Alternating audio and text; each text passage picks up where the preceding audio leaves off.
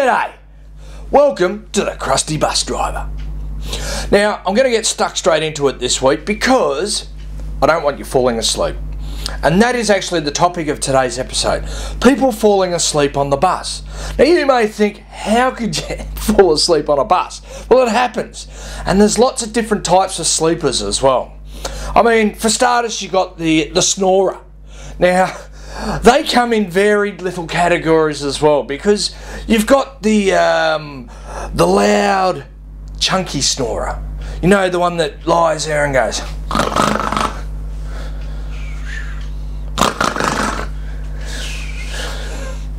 And then you've also got the drone snorer.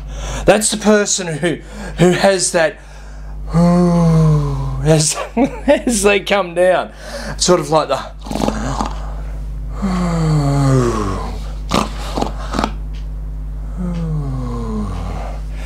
and then you got the intermittent snorer. Now the intermittent snorer, well, is intermittent. You know, you get the odd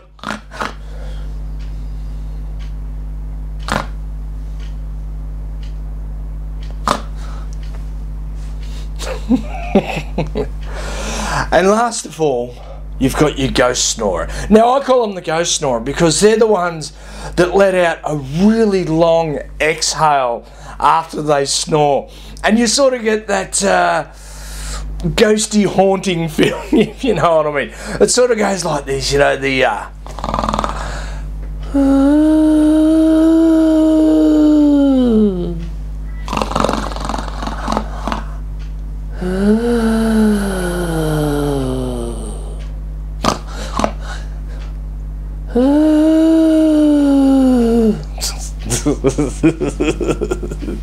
and this is what I'm going to listen to while I'm driving, you know, because you don't want to wake them up, and then let them go past their stop and have a bit of fun with them later.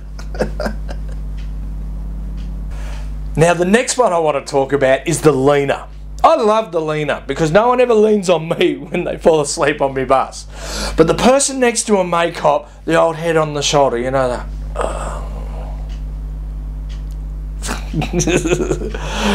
Get away, get away. Now moving forward, our next little sleeper is the window hugger. Now this is not just a person who leans their head on the window and falls asleep. This is the one that gets the arms up against the window as well and hugs the window, which is fantastic for me when I hit a pothole, because I love the window hugger getting the window doink.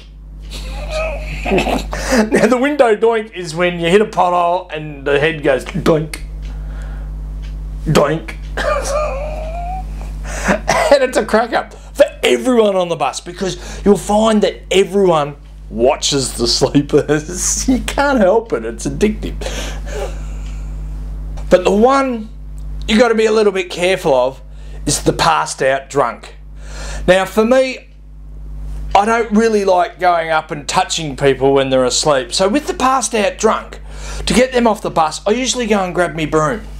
And, hey, mate, you awake? You alright, mate? Now the reason I usually go in with a broom is because sometimes the drunks, they'll wake up and arms and legs will start going flying everywhere. Like, whoa, whoa, whoa, where am I, man? You're on a bus, son. Where are you getting off? I don't know. Now, also with the drunk, they can sometimes become what I like to call the texter phase. Now, the texter phase is generally when you get a group of kids sitting at the back and they've got a texter with them, generally to graffiti the backs of my seats, which I'm not very bloody happy about, but sometimes you get the drunk asleep in the chair, you know. And as they're getting off the bus, they'll walk in single file and then all just make a mark on the face of the sleeper.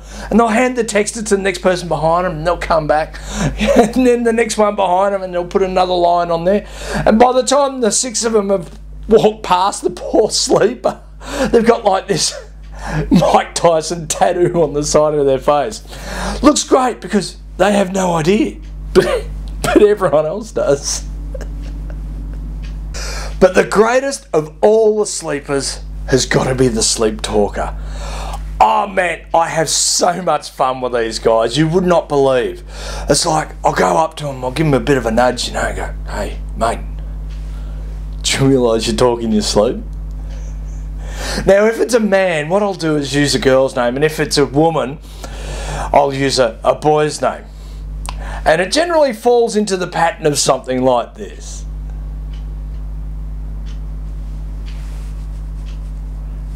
Hey mate, wake up. Do you realise you're talking in your sleep? Now what's going through this person's head right at this moment is, uh-oh, what did I say? And then I'll wind them up a little bit more. I go, hey mate, yeah, you were talking in your sleep. And who the hell's Debbie? Hey? Debbie? I don't know no Debbie. My wife's name's Susan. It's really cool because you freak them right out. You know, they're thinking, Debbie?